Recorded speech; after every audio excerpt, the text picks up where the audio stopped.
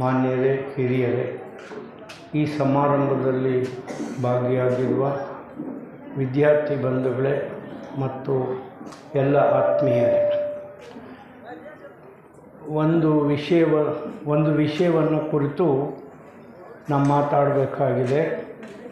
ಅದೇನೆಂದರೆ ಸಾಮಾಜಿಕ ಮೌಲ್ಯಗಳು.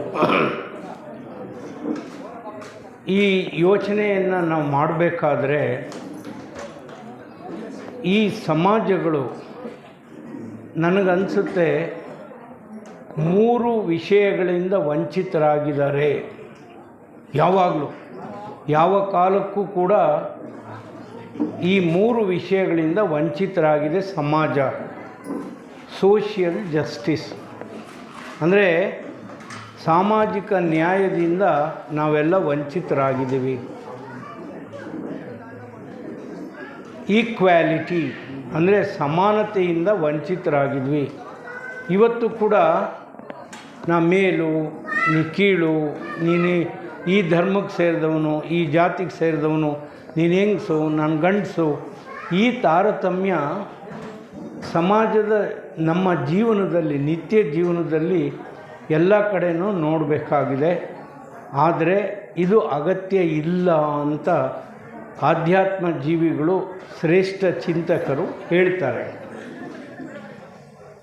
ಈ 3 ವಿಷಯಗಳ ಏನಿದೆಯೋ ಅಂದರೆ ಸಾಮಾಜಿಕ ನ್ಯಾಯ, ಸಮಾನತೆ, and third one is peace, ಶಾಂತಿ. ನಮ್ಮೆಲ್ಲರ ಜೀವನದಲ್ಲಿ ಮನೆಯೇ ಕದನ ರಣರಂಗವಾಗಿಬಿಟ್ಟಿದೆ. ಯುದ್ಧ ಮಾಡ್ತಾಯಿದ್ವಿ. ಯಾಕೆ ಯುದ್ಧ ಮಾಡ್ತಾಯಿದ್ವಿ ಅನ್ನೋದನ್ನು ಆಮೇಲೆ ಡೀಟೇಲಾಗಿ ವಿಶದವಾಗಿ ನೋಡೋಣ. ಈ 3 ಸಂಗತಿಗಳಿಂದ ನಾವು ವಂಚಿತರಾಗಿದ್ದೀವಿ. ಏನು ಇದಕ್ಕೆ ಕಾರಣ ಅಂತ ನಾವು ಯೋಚನೆ ಮಾಡಿದ್ರೆ, ನಮ್ಮ ಸಮಾಜ ಅಥವಾ ನಾವೆಲ್ಲರೂ ಕೂಡ ಪ್ರೀತಿಯಿಂದ ವಂಚಿತರಾಗಿದ್ದೀವಿ. ವಿ ಆರ್ ಡಿನೈಡ್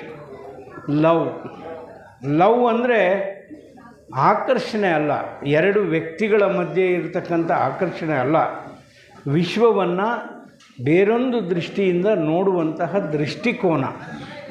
ಆ ಪ್ರೀತಿ ಅಂತಂದರೆ ಬೇರೊಂದು ದೃಷ್ಟಿಯಿಂದ ನೋಡುವಂತಹ ದೃಷ್ಟಿಕೋನ ಅಂತ ನಾವು ಭಾವಿಸ್ಬೇಕು.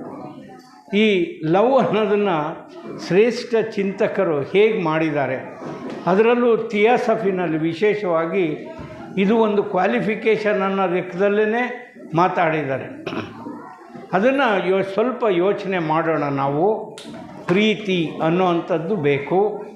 ಮತ್ತು ಸಮಾಜದಲ್ಲಿ ಸಮೂಹ ಜೀವನ ಮಾಡಬೇಕಾದ್ರೆ, ನೀವೊಬ್ಬರೇ ಯಾವುದೋ ಹಿಮಾಲಯದ ಒಂದು ಗುಹೆಯಲ್ಲಿ ವಾಸ ಮಾಡ್ತಾಯಿದ್ದೀರಿ ಅಂದರೆ ನಿಮ್ಮಿಷ್ಟ ಬಂದಂಗೆ ಇರ್ಬೋದು.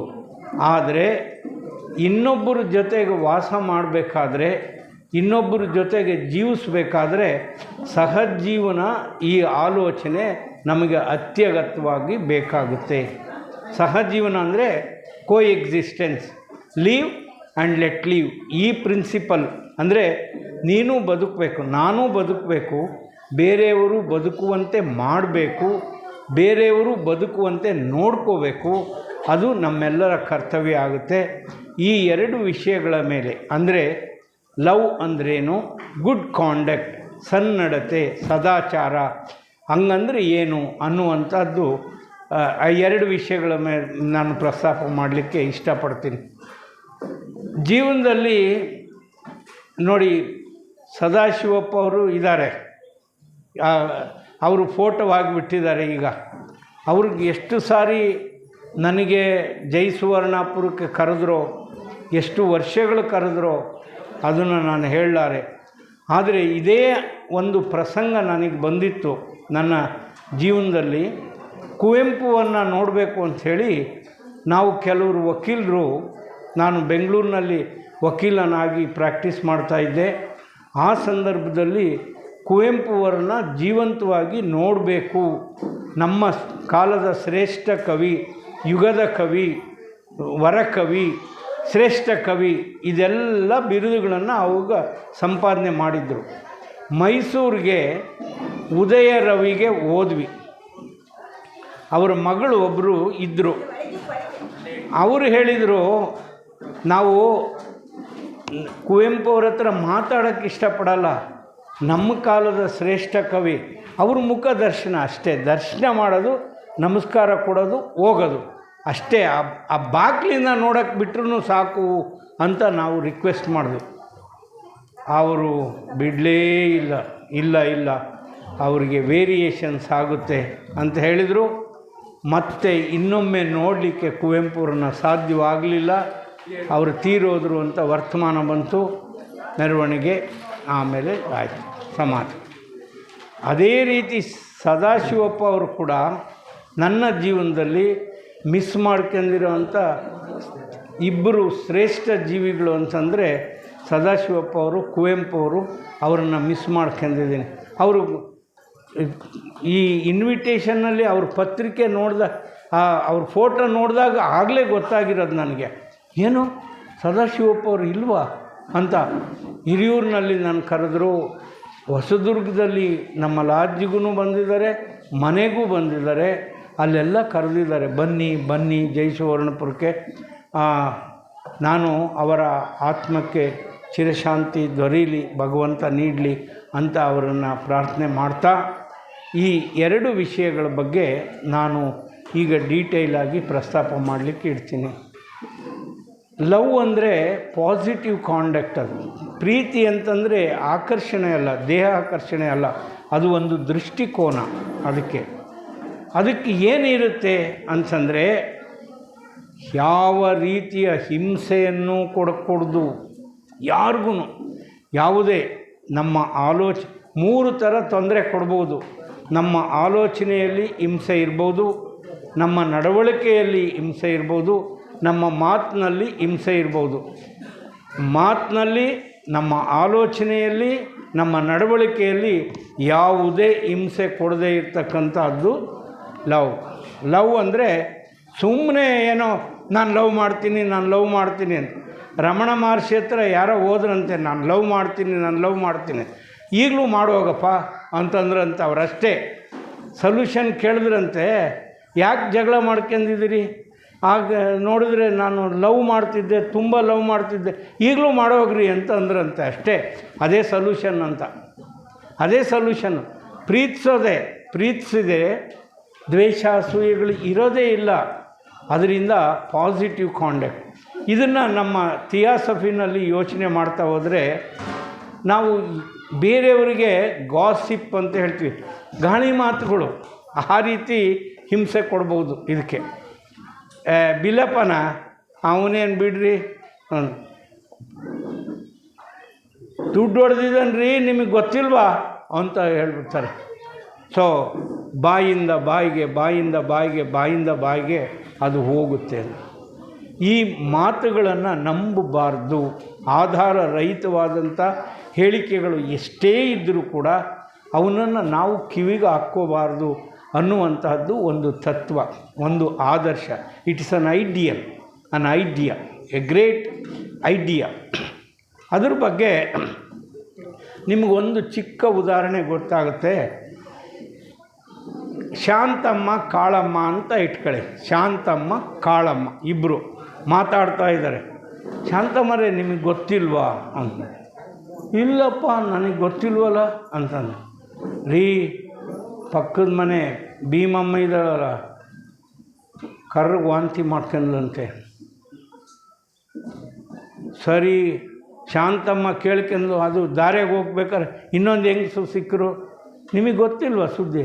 ಇಲ್ಲಪ್ಪ ನನಗೇನು ಗೊತ್ತಿಲ್ವಲ್ಲ ಅಂತಂದ್ರಂತೆ. ಆ ಕರ್ಗೆ ವಾಂತಿ ಮಾಡ್ಕೊಂಡ್ಲಂತೆ ಭೀಮಮ್ಮ ಅಂತ. ಆಕೆ ಇನ್ನೂ ಮುಂದಕ್ಕೆ ಹೋದರು. ಅಲ್ಲಿ ಹೇಳಿದರು, ಕಾಗೆ ಥರ ವಾಂತಿ ಮಾಡಿದ್ದಾರೆ ಅಂತ. ಕೊನೆಗೆ ಭೇಟಿ ಮಾಡಿದಾಗ ಆ ವ್ಯಕ್ತಿ, ಭೀಮಮ್ಮ ಕಾಗೇನು ವಾಂತಿ ಮಾಡಿದಾರಂತೆ ಅಂತ ಅಂದ್ಬಿಟ್ಟು. ಗೊತ್ತಾಯ್ತರ ನಿಮಗೆ? ಗಾಸಿಪ್ ಅನ್ನೋದ್ರೆ ಈ ಗಾಳಿ ಮಾತುಗಳು ವ್ಯಕ್ತಿಯಿಂದ ವ್ಯಕ್ತಿಗೆ, ಕಿವಿಯಿಂದ ಕಿವಿಗೆ ಕೇಳ್ತಾ ಆ ಕಲರನ್ನೇ, ಆ ಶೇಪನ್ನೇ, ಆಧಾರ ರಹಿತವಾದಂಥ ಹೇಳಿಕೆಗಳು ಈ ರೀತಿ ಇರುತ್ತೆ.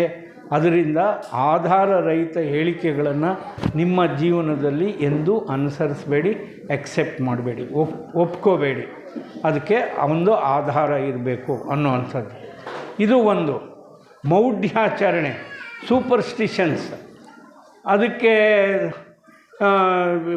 ಯಾರೋ ಸೌದಿ ಹೊತ್ಕೊಂಬಂದರು, ಅಡಚಣೆ ಆಯಿತು ಅಂತ ಹೇಳ್ತಾರೆ.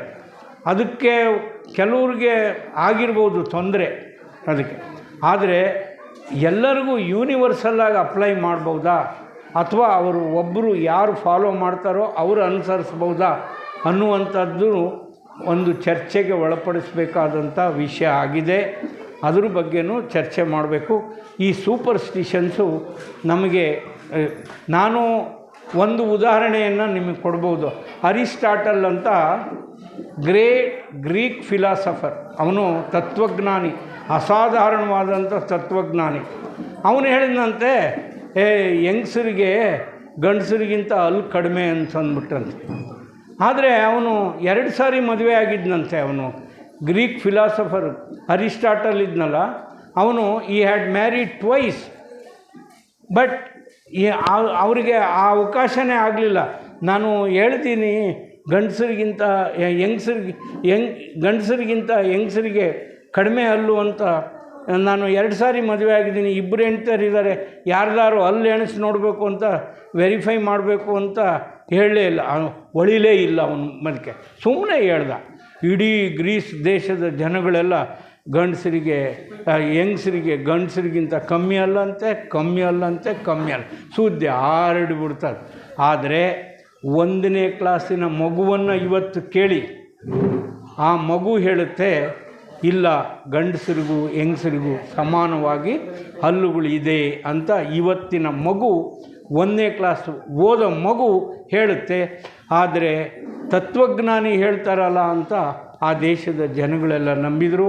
ಅದಕ್ಕೇ ಬುದ್ಧನ ಜೀವನ ಚರಿತ್ರೆಯನ್ನು ನೀವು ಓದಿದರೆ ನಿಮಗೆ ಗೊತ್ತಾಗುತ್ತೆ.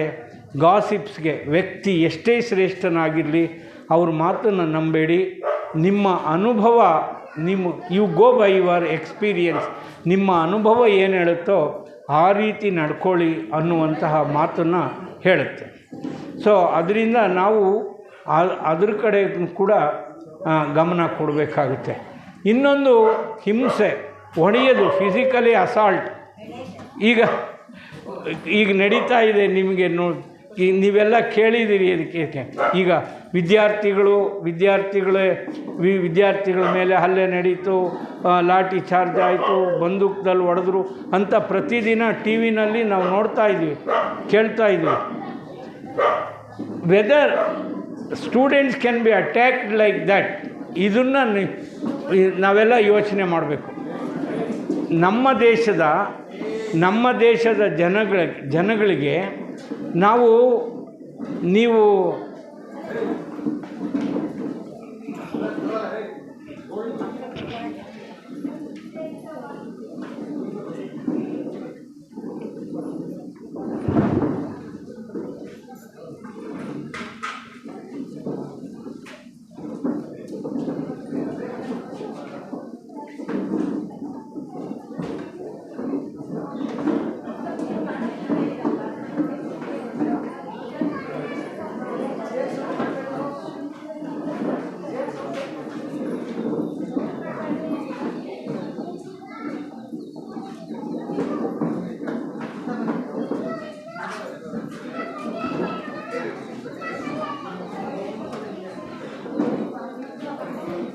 ಎಸ್, ಸೆಟಲ್ ಡೌನ್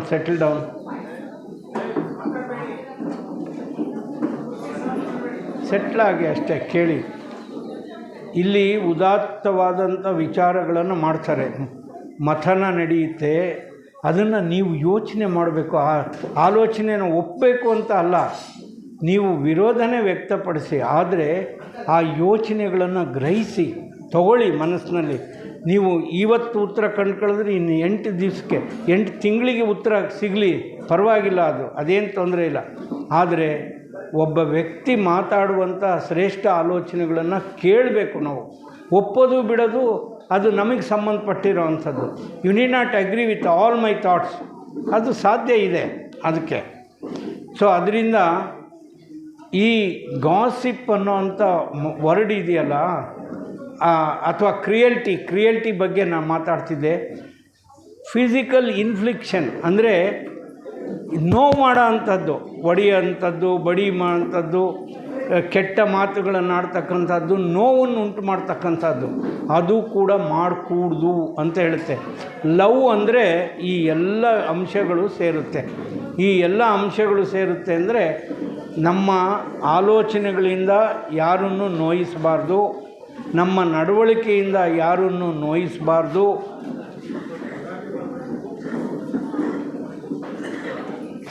ಸದಾ ಯಾವಾಗಲೂ ಪ್ರೀತಿಯನ್ನು ನಾವು ಕೊಡಬೇಕು ಇನ್ನೊಬ್ಬರಿಗೆ.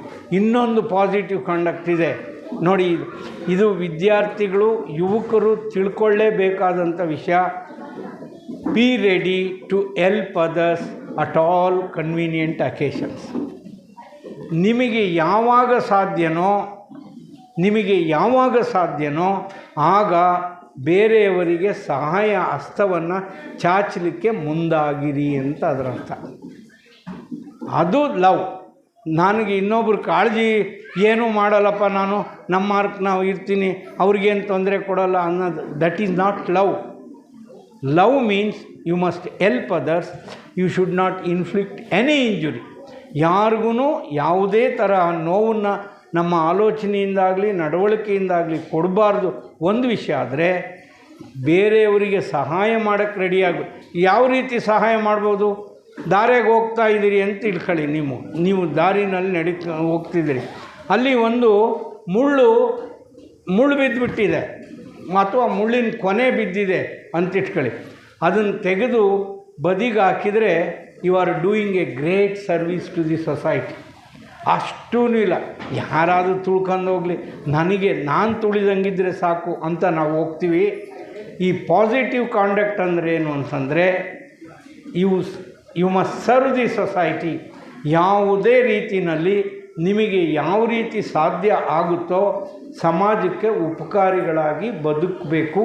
ಅದು ಶ್ರೇಷ್ಠವಾದಂಥ ನಡವಳಿಕೆ. ಅದರಿಂದ ಈ ಲವ್ ಅನ್ನೋವಂಥದ್ರಲ್ಲಿ ಈ ಎಲ್ಲ ನಡವಳಿಕೆ ಇದೆ. ಇನ್ನು ಗುಡ್ ಕಾಂಡಕ್ಟ್ ಅನ್ನೋ ವಿಷಯಕ್ಕೆ ನಾನು ಮಾತಾಡ್ತೀನಿ. ಸನ್ನಡತೆ ಅದು ಒಳ್ಳೆ ನಡತೆ ಆಗಿರಲೇಬೇಕದು. ಯಾವಾಗ ಒಳ್ಳೆ ನಡತೆ ಆಗುತ್ತೆ? ನಿಮ್ಮ ಆಲೋಚನೆಗಳು ಸರಿಯಾಗಿರಬೇಕು. Thoughts are powerful. ಯಾವಾಗಲೂ ಆಲೋಚನೆಗಳು ಭಾಳ ಶಕ್ತಿಯುತವಾಗಿರುತ್ತೆ. ನಮಗೆ ಗೊತ್ತಾಗಲ್ಲ, ನಾನು ಹಿಂಗೆ ಯೋಚನೆ ಮಾಡಿದ್ರೇನು, ಒಬ್ಬರನ್ನ ಮನಸ್ಸಿನಲ್ಲಿ ತಗೊಂಡ್ರೇನು ಏನೂ ಆಗಲ್ಲ. ನಾನು at will I can forget him or she ಅಂತ ನಾವು ಅಂದ್ಕೋಬೋದು. ಅಷ್ಟು ಸುಲಭ ಆಗಲ್ಲ ಅದಕ್ಕೆ. ಯಾವಾಗಲೂ ಆಲೋಚನೆಗಳನ್ನು as we think so we are. ನಾವು ಹೇಗೆ ಯೋಚನೆ ಮಾಡಬಲ್ಲದೋ ಹಾಗೆ ನಮ್ಮ ಬದುಕು ಇರುತ್ತೆ. ಅದರಿಂದ ಆಲೋಚನೆ ಅನ್ನೋಂಥದ್ದು ಬ್ಯಾಡ್ ಥಾಟ್ಸ್, ಯು ರಿಮೂವ್ ಇಟ್. ಯಾವತ್ತೂ ಕೂಡ ಕೆಟ್ಟ ಆಲೋಚನೆಗಳನ್ನು ತಲೆಗೆ ಬಿಟ್ಕೊಳ್ಳೇಬಾರ್ದು. ಸದಾಲೋಚನೆ ಇರಬೇಕು, ರ್ಯಾಷನಲ್ ಥಿಂಕಿಂಗ್ ಇರಬೇಕು. ಒಂದು ವಿಮರ್ಶಾತ್ಮಕವಾಗಿ ಒಪ್ಪಿ, ಅದು ಒಳ್ಳೆಯ ಯೋಚನೆ ಅದು. ಆದರೆ ಕೆಟ್ಟ ಯೋಚನೆಗಳನ್ನೇ ಮಾಡೋವಂಥದ್ದು, ನಾನು ಹೀಗೆ ಇರ್ತೀನಿ, ಇದನ್ನು ಮಾಡಿದರೆ ಏನಾಗುತ್ತೆ ಅನ್ನುವಂತಹ ಈಗ ನಮ್ಮ ಮನೆಯಲ್ಲಿ ದೇವ್ರ ಕೋಣೆಗಳಿದೆ, ನಮ್ಮೆಲ್ಲರ ಮನೆಯಲ್ಲೂ. ಅಲ್ಲಿ ಚಪ್ಪಲಿ ಯಾಕೆ ಹಾಕ್ಕೊಂಡು ಹೋಗಬೇಕು ಅಂತ ಈ ಕಾಲದ ಹುಡುಗಿನೋ ಕೇಳ್ತಾರೆ ಅಂತ ಇಟ್ಕೊಳ್ಳಿ. ಎಲ್ಲಪ್ಪ ತಗೋಬಾರ್ದು, ನೀವು ತಗೋಬಾರ್ದು. ಇಟ್ಟರೆ ಏನಾಗುತ್ತೆ? ತಲೆ ಮೇಲೆ ಇಡಪ್ಪ, ದೇವ್ರ ತಲೆ ಮೇಲೆ. ಏನಾಗುತ್ತೆ ಗೊತ್ತಾ? ಇನ್ಡಿಸಿಪ್ಲಿನ್ ಆಗುತ್ತೆ. ಟು ಡಿಸಿಪ್ಲಿನ್ ಅವರ್ ಲೈಫ್, ನಿಮ್ಮ ಜೀವನದಲ್ಲಿ ಒಂದು ಶಿಸ್ತು ಬದ್ಧತೆ ಇರಬೇಕು ಅಂದರೆ ಇದೆಲ್ಲ ಮಾಡಬೇಕು. ಈಗ ಬೆಳಿಗ್ಗೆಯಿಂದ ಹೇಳ್ತಾ ಇದ್ದಾರೆ ಸಮಯ ಪರಿಪಾಲನೆ, time, we should care for time ಅಂತ ಬೆಳಿಗ್ಗೆಯಿಂದ ಹೇಳ್ತಾನೇ ಇದ್ದಾರೆ ಪದೇ. ಅದರ ಅರ್ಥ ಏನು? ಸಮಯ, ನೀವು ಏನು ಬೇಕಾದ್ರೂ, ಈಗ ನಿಮ್ಮ ಕ್ಷಣ ಹೋಯ್ತು ಅಂತ ಇಟ್ಕೊಳ್ಳಿ, ನೀವು ಕೋಟಿ ರೂಪಾಯಿ ಕೊಡ್ತೀನಿ, ನನಗೊಂದು ಸೆಕೆಂಡ್ ಕೊಡಿ ಅಂತಂದರೆ ಯಾರೂ ಕೊಡೋಕ್ಕೆ ರೆಡಿ ಇಲ್ಲ. ಯಾಕೆಂದರೆ ಕೊಡೋಕ್ಕಾಗೋಲ್ಲ. ಅದು time is such A valuable thing in our life. ನಮ್ಮ ಜೀವನದಲ್ಲಿ ಸಮಯ ಅಂತಕ್ಕಂಥದ್ದು ಅಷ್ಟು ಶ್ರೇಷ್ಠವಾದಂಥದ್ದು. ಅದಕ್ಕೆ ಅದನ್ನು ಹಾಳು ಮಾಡಬಾರ್ದು. Use every minute every second in your life. ನಮ್ಮ ಜೀವನದಲ್ಲಿ ಪ್ರತಿಯೊಂದು ಕ್ಷಣವನ್ನು ಪ್ರತಿಯೊಂದು ಗಳಿಗೆಯನ್ನು ನಾವು ಬಳಸಬೇಕು, ಉಪಯೋಗಿಸ್ಬೇಕು, ಸಾರ್ಥಕವಾದಂಥ ಕೆಲಸಕ್ಕೆ ಕಳಿಬೇಕು. ಆಗ ದಟ್ಸ್ ಗುಡ್ ಕಾಂಡಕ್ಟ್. ಅಂದರೆ ಸನ್ನಡತೆ ಅನ್ನೋದರಲ್ಲಿ ಸದಾಲೋಚನೆಯೂ ಕೂಡ ಇದೆ. ಆಮೇಲೆ ನಮ್ಮ ಮಾತು ಅವ್ರು ಹೇಳ್ತಾರೆ, ಎಲ್ಲಿ ಅಗತ್ಯ ಇಲ್ವೋ ನಾವು ಎಷ್ಟು ಮಾತಾಡ್ತೀವಿ, ಒಂದು ದಿವಸದಲ್ಲಿ ಎಷ್ಟು ಗಂಟೆ ಮಾತಾಡ್ತೀವಿ ಅಂತ ಯೋಚನೆ ಮಾಡ್ಕೊಳ್ಳಿ. ಶ್ರೇಷ್ಠ ಚಿಂತಕರು ಹೇಳ್ತಾರೆ, ಎಲ್ಲಿ ಅಗತ್ಯ ಇಲ್ವೋ, ಎಲ್ಲಿ ನಿನ್ನ ಮಾತಿಗೆ ಮಾನ್ಯತೆ ಇಲ್ವೋ ಅಲ್ಲಿ ಮಾತಾಡೋದ್ರ ಅಗತ್ಯ ಇಲ್ಲ. ಅವರು ಒಪ್ಪಲ್ಲ, ನಿಮ್ಮನ್ನು ಬಿಟ್ಬಿಡಿ ಅಷ್ಟೇ. ಎಷ್ಟೇ ನನಗೆ ಶ್ರೇಷ್ಠ ಚಿಂತನೆ ಇದೆ ಅಂತ, you may not agree with me, ಹೋಗಲಿ, ಡಿಸಗ್ರಿಮೆಂಟ್ ಅದು ಇರ್ಬೋದು. ಆದರೆ ಕೆಟ್ಟ ಕಾರಣಕ್ಕೋಸ್ಕರ ಡಿಸಗ್ರಿಮೆಂಟ್ ಇದ್ದರೆ ಅದನ್ನು ಒಪ್ಪಕ್ಕಾಗಲ್ಲ. ಅಂಥ ಆಲೋಚನೆಗಳನ್ನು ಮಾಡಬಾರ್ದು ಅಂತ ಹೇಳ್ತಾರೆ. ಅದು ಒಂದು ಮೌಲ್ಯ ಅಂತ ನಾವು ತಗೋಬೇಕು. ಸೊ ಸ್ಪೀಕ್ ಅನ್ನೋ ಅಂಥದ್ದು ಎಷ್ಟು ನೀವು ಲಿಟಿಗೇಷನನ್ನು ನೋಡಿ, ಇವಾಗ ಎಷ್ಟು ಜಗಳಗಳಾಗಿದೆ ಈ ಮಾತಿನಿಂದ. ಮಾತಿ ನಿಮ್ಮ ನಗೆ ನುಡಿಯು, ಮಾತಿ ನಿಮ್ಮ ಹಗೆ ಒಲೆಯು, ಮಾತಿ ನಿಮ್ಮ ಸರ್ವ ಸಂಪದವು, ಲೋಕದವಳು ಮಾತು ಮಾಣಿಕ್ಯ ಸರ್ವಜ್ಞ ಅಂತ ಹೇಳ್ತಾರೆ. It's not an ordinary thing. ನಾನೇನೋ ಮಾತಾಡಿಬಿಟ್ಟೆ, ಜಾಸ್ತಿ ಮಾತಾಡಿದೆ, ಕಮ್ಮಿ ಮಾತಾಡಿದೆ, ಅದೆಲ್ಲ ಮುಖ್ಯ. ಮಾತಿ ನಿಮ್ಮ ನಗೆ ನುಡಿಯು, ನಮ್ಮ ಎಲ್ಲ ನಗೆ, ನೋವು, ನಲಿವು ಎಲ್ಲವನ್ನೂ ಮಾತಿನಿಂದ ವ್ಯಕ್ತಪಡಿಸ್ತೀವಿ ನಾವು. ಅದಕ್ಕೆ ಮಾತಿ ನಿಮ್ಮ ನಗೆ ನುಡಿಯು, ಮಾತಿ ನಿಮ್ಮ ಹಗೆ ಹೊಲೆಯು. ಅಂದರೆ ಶತ್ರುತ್ವ ಬರೋ ಅಂಥದ್ದು ನಮ್ಮ ನಡೆನುಡಿಯಿಂದಲೇ. ಇದಕ್ಕೆ ಮಾತಿ ನಿಮ್ಮ ಹಗೆ ಒಲೆಯು, ಮಾತಿ ನಿಮ್ಮ ಸರ್ವ ಸಂಪದವು, ಲೋಕದವಳು ಮಾತು ಮಾಣಿಕ್ಯ ಸರ್ವಜ್ಞ ಅಂತ ಹೇಳ್ತಾರೆ. ಅದನ್ನು ಆ ವ್ಯಾಲ್ಯೂ ಮಾಡ್ಕೋಬೇಕು, ನಾವು ಯೋಚನೆ ಮಾಡಬೇಕು. ಅದರಿಂದ if you are not speaking, first ನೀವು ಜಡ್ಜ್ ಮಾಡಬೇಕು. ಏನಂದರೆ whether I am speaking truth, ನಾನು ನಿಜವನ್ನು ಹೇಳ್ತಾ ಇದ್ದೀನಾ. ಈ ನಿಜವನ್ನು ಈ ಸಂದರ್ಭದಲ್ಲಿ ನಿಜನೇ ಹೇಳ್ತಾ ಇದ್ದೀರಿ, ಆದರೆ ಸಂದರ್ಭವೂ ಉಚಿತ. ಈ ಸಂದರ್ಭದಲ್ಲಿ ನಾನು ನಿಜವನ್ನು ಮಾತಾಡ್ಬೋದಾ, ಅವರು ಒಪ್ಪಬಹುದಾ? ಸೊ ಮಾತಾಡೋ ಅಗತ್ಯ ಇದ್ದರೆ ಮಾತ್ರ ಮಾತಾಡಿ, ಇಲ್ಲದಿದ್ದರೆ ಮಾತಾಡಲೇಬೇಡಿ ಅಂತ ಹೇಳ್ತಾ ಇದ್ದಾರೆ. ಅದಕ್ಕೋಸ್ಕರ ಇದು ಶ್ರೇಷ್ಠ ಮೌಲ್ಯ ಅಂತ ಹೇಳ್ತೀನಿ ನನಗೆ. ಯಾಕೆ ಅಂತಂದರೆ lot of thousands of litigations are only because ಅದು ಬ್ಯಾಡ್ ಮೌತ್. ಕೆಟ್ಟ ಬಾಯಿಯಿಂದ ಬರುವಂತಹ ಶಬ್ದಗಳಿಂದನೇ ಸತ್ಯ ಆದರೂ ಕೂಡ ಅನೇಕ ವ್ಯಾಜ್ಯಗಳು ನಡೀತಾ ಇದೆ. ಮಾತು ಅನ್ನೋಂಥದ್ದು ಅನೇಕ ವ್ಯಾಜ್ಯಗಳಲ್ಲಿ ಪರ್ಯವಸನ ಆಗ್ಬೋದು. ಇದ್ರ ಬಗ್ಗೆನೂ ಕೂಡ ನೀವು ದೀರ್ಘಾಲೋಚನೆ ಮಾಡಬೇಕು ಅಂತ ನಾನು ಹೇಳ್ತೀನಿ. ಆಮೇಲೆ ರೈಟ್ ಆ್ಯಕ್ಷನ್, ನಿಮಗೆ ಸರಿಯಾದಂಥ ಕ್ರಿಯೆ ಇರಬೇಕು. ನೀವು ಎಷ್ಟೋ ಕೆಲಸ ಮಾಡ್ತೀರಿ, ನೀವು ಯೋಚನೆ ಮಾಡಿ. ಮಕ್ಕಳುಗಳು ಎಲ್ಲ ನನಗೆ I am very happy today. ಯಾಕೆ ಅಂದರೆ ವಿದ್ಯಾರ್ಥಿಗಳು ನೀವೆಲ್ಲ ಬಂದುಬಿಟ್ಟಿದ್ದೀರಿ ಇವತ್ತು. ಇಂಥ ಸಮಾರಂಭ ಥಿಯಾಸಫಿನಲ್ಲಿ ಅಪರೂಪದಲ್ಲೇ ಅಪರೂಪ ಅಂತ ನಾನು ಹೇಳ್ತೀನಿ. ಅದಕ್ಕೆ ಯಾಕೆಂದರೆ ಸ್ಟೂಡೆಂಟ್ಸನ್ನು ಇನ್ವಾಲ್ವ್ ಮಾಡಲ್ಲ ಅನ್ನೋದೇ ನಾನು ಕಂಪ್ಲೇಂಟ್ ಮಾಡ್ತಾಯಿದ್ದೆ. ಸ್ಟೂಡೆಂಟ್ಸ್ ಇನ್ವಾಲ್ವ್ ಮಾಡಿ. ಇವತ್ತು ಪ್ಲೆಂಟಿ ಆಫ್ ಸ್ಟೂಡೆಂಟ್ಸ್ ನೀವು ಇದ್ದೀರಿ ಇದಕ್ಕೆ. ನಿಮಗೆ ಅದನ್ನು ಯೋಚನೆ ಮಾಡಿ ನಾವು ನಮ್ಮ ಕ್ರಿಯೆಯನ್ನು ಸರಿಯಾಗಿ ಇಟ್ಕೋಬೇಕು. ರೈಟ್ ಆ್ಯಕ್ಷನ್, ಸರಿಯಾದಂತಹ ನಡವಳಿಕೆ ನಮ್ಮದು ಆಗಿರಬೇಕು. ಆಮೇಲೆ ರೈಟ್ ಕಾನ್ಸಂಟ್ರೇಷನ್, ಏಕಾಗ್ರತೆಯನ್ನು ಕೂಡ ಇರಬೇಕು. ನಿಮಗೆ ಡೈವರ್ಷನ್ಸ್ ಇದೆ. ನೀವು ಸರಿಯಾಗಿ ಪುಸ್ತಕ ಓದಬೇಕು, ಅಮ್ಮ ಕೂಗ್ತಾರೆ ಅಡುಗೆ ಮನೆಯಿಂದ, ಬಾರೇ ಸ್ವಲ್ಪ ಎಲ್ಪ್ ಮಾಡು ಅಂತ ಹೇಳ್ತಾರೆ. ನೀವು ಎದ್ದು ಹೋಗಿಬಿಡ್ತೀರಿ. ಅದಕ್ಕೆ ಡೈವರ್ಷನ್ ಆಯಿತು. ಅಲ್ಲಿಗೆ ನೀವು ಸ್ಟಡಿ ಮಾಡಬೇಕು ಅಂತ ನಿಮ್ಮ ಮನಸ್ಸು, ಆ ಅಮ್ಮನ ಮನಸ್ಸು, ಸಹಾಯ ಮಾಡಬೇಕು ಅನ್ನೋದು ಅಮ್ಮನ ಮನಸ್ಸು. There are various diversions. Serial ಬರ್ತಾಯಿದೆ ನೋಡಬೇಕು ಅನ್ನೋ ಅಂಥ ನಮ್ಮ ಮನಸ್ಸು, ಅದು ಡೈವರ್ಷನ್ಸ್ ಅಂತ ಕರಿತೀವಿ. ಅದು ಆ ರೀತಿ ತುಂಬ ಡೈವರ್ಷನ್ಸ್ ಆಗ್ತಾಯಿದೆ. ನಾವು ಬೇರ್ಪಡ್ತಾ ಇದ್ವಿ. ಸತ್ ಚಿಂತನೆಯಿಂದ, ಸತ್ ಕೆಲಸಗಳಿಂದ ನಾವು ಬೇರ್ಪಡ್ತಾ ಇದ್ವಿ. ಅದನ್ನು ಕೂಡ ಏಕಾಗ್ರತೆ. ಇದು ಯಾರೋ ಸ್ವಾಮಿ ವಿವೇಕಾನಂದರಿಗೆ ಹೇಳಿದರು, ನೀವು ಇನ್ನೊಂದು ಸಾರಿ ಹುಟ್ಟಿದ್ರೆ ಏನು ಮಾಡ್ತೀರಿ ಅಂತ ಹೇಳ್ತೀವಿ. If I were to born again ನನಗೆ I don't concentrate on anything studying collection of facts, I concentrate only on concentration ಅಂತ ಹೇಳ್ತಾರೆ ಅವರು.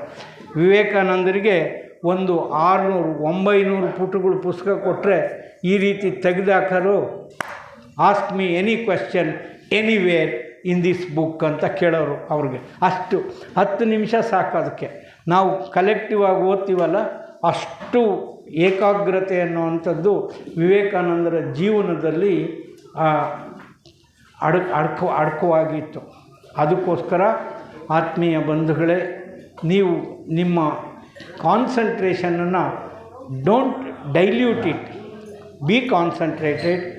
ಯಾವಾಗಲೂ ಕೂಡ ನಿಮ್ಮ ಅಧ್ಯಯನಕ್ಕಾಗಲಿ ಯಾವುದೇ ವಿಷಯಗಳಿಗಾಗಲಿ ಏಕಾಗ್ರತೆ ಅನ್ನೋಂಥದ್ದನ್ನ ಗಮನಿಸಬೇಕು. ಅದರಿಂದ ನೀವು ಸಾಧಕರಾಗಬೇಕಾಗ್ತದೆ. ಏನು ವಾಟ್ ಈಸ್ ಎಜುಕೇಷನ್ ಅಂತ ಕೇಳ್ತಾರೆ. ಅದಕ್ಕೆ ಯಾರೋ ವಿವೇಕಾನಂದರಿಗೆ ವಾಟ್ ಈಸ್ ಎಜುಕೇಷನ್ ಅಂತ ಕೇಳ್ತಾರೆ. Education is the manifestation of perfection already inherent in man. ಈಗ ನಮ್ಮಲ್ಲಿ ವ್ಯಕ್ತಿಗತವಾಗಿದೆ, ಈಗಾಗಲೇ ಅಂತರ್ಗತವಾಗಿರ್ತಕ್ಕಂತಹ ನಮ್ಮ ದೈವಿಕತೆಯನ್ನು ವ್ಯಕ್ತಪಡಿಸುವಂಥದ್ದೇ ಶಿಕ್ಷಣ ಅಂತ. ಇವಾಗ today's education is for job oriented education. But Vivekananda ಅವರು ಮಾತಾಡೋದು ಎ ಬ್ಯೂಟಿಫುಲ್ ಲೈಫ್. ನೀವು ಜೀವನವನ್ನು ಕಟ್ಕೊಳ್ಳಿ. ನೀವು ಏನು ಓದ್ತೀರಿ, ಯಾವ ಸಬ್ಜೆಕ್ಟ್ ಓದಿದಿರಿ, ಎಷ್ಟು ರೀಸನಿಂಗ್ ನಿಮ್ಮ ಹತ್ರ ಇದೆ, ಅದು ಮುಖ್ಯ ಅಲ್ಲ. ಅದಕ್ಕೆ look at life, wonderful things. ಈ ನೇಚರ್ ಅನ್ನೋವಂಥದ್ದು ಎಷ್ಟು ವೈವಿಧ್ಯತೆಯಿಂದ ಕೂಡಿದೆ, ಎಷ್ಟು ಪ್ರಾಣಿಗಳಿದೆ, ಎಷ್ಟು ಇದಿದೆ, ಪಂಚಭೂತಗಳಿದೆ. Everything is so beautiful. ನೋಡುವ ದೃಷ್ಟಿ ನಮಗೆ ಬೇಕಷ್ಟೇ. ಅದರಿಂದ ಆತ್ಮೀಯ ಬಂಧುಗಳೇ, ನೀವು ಏಕಾಗ್ರತೆಯ ಕಡೆ ಗಮನ ಕೊಡ್ರಿ. ಅದರಿಂದ ಶಿಕ್ಷಣ ಅಂತಂದರೆ not getting job is important. ಅದರಿಂದ ದುಡ್ಡು ಸಂಪಾದನೆ ಮಾಡ್ಬೋದು, ನೀವು ಒಳ್ಳೆಯ ಕೆಲಸ ಮಾಡ್ಬೋದು, ಅದು ಒಳ್ಳೆಯದು. ಆದರೆ ಶಿಕ್ಷಣ ಜೀವನವೇ ಬರೀ ಶಿಕ್ಷಣ, ಈ ಕೆಲಸ ಮಾಡೋದು ಅನ್ನೋವಂಥ ಭಾವನೆಯಲ್ಲಿ ಇರಬಾರ್ದು. It includes many other things also. ಅದನ್ನು ಗಮನದಲ್ಲಿ ಇಟ್ಕೊಳ್ಳಿ. ನೀವು ಯೋಚನೆ ಮಾಡಿ, ಶ್ರೇಷ್ಠ ಚಿಂತನೆಯಲ್ಲಿ ತೊಡಗಿ ಥಿಯಾಸಫಿಯ ಈ ಥರದ ಕಾರ್ಯಕ್ರಮಗಳಲ್ಲಿ ನೀವು ಭಾಗವಹಿಸಿ ಅಂತ ಹೇಳ್ತೇನೆ. ಕೊನೆಯದಾಗಿ ನಾನು ಹೇಳೋ ಅಂಥದ್ದಿಷ್ಟೇ, to be great is not great. ದೊಡ್ಡ ಮನುಷ್ಯರಾಗೋದು ಜೀವನದಲ್ಲಿ ದೊಡ್ಡತನವಲ್ಲ. ಒಬ್ಬ ವ್ಯಕ್ತಿನೂ ಒಂದು ಶ್ರೇಷ್ಠ ಸಂದರ್ಭದಲ್ಲಿ ದೊಡ್ಡ ಮನುಷ್ಯನಾಗ್ಬಿಡ್ಬೋದು. To be great is not great, to be good is great. ಒಳ್ಳೆಯ ಮನುಷ್ಯನಾಗತಕ್ಕಂಥದ್ದು ಶ್ರೇಷ್ಠದು. Let's be good and do good. ಒಳ್ಳೆಯರಾಗೋಣ, ಒಳ್ಳೆಯದನ್ನು ಮಾಡೋಣ. ನಮಸ್ತೆ.